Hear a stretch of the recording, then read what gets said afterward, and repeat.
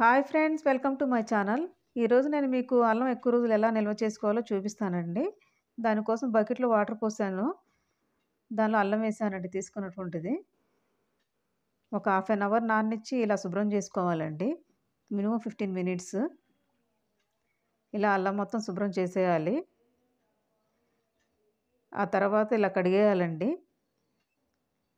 నేనైతే 3 సార్లు వాష్ చేశాను.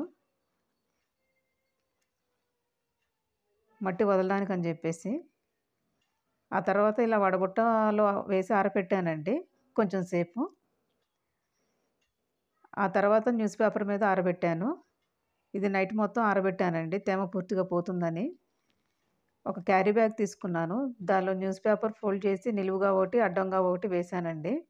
ఇలా దానిలో మనం ఆరబెట్టినటువంటి అల్లాన్ని వేసేయాలి.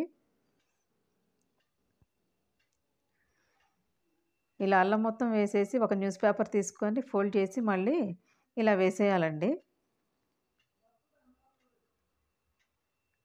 ఇలా వేసేసి ముడిపెట్టేస్తే సరిపోతుందండి. ఇలా చేసి ఫ్రిడ్జ్‌లో పెట్టుకుంటే నెల నుంచి 2 నెలల వరకు కంపల్సరీగా నిల్వ ఉంటుందండి. ఈ వీడియో మీకు ఉపయోగపడుతుందని అనుకుంటున్నానండి. ఒకవేళ తేమ అనిపిస్తే మాత్రం పేపర్ మార్చేయండి. ఈ వీడియో నచ్చితే లైక్ చేయండి, షేర్ చేయండి, సబ్స్క్రైబ్ చేయండి.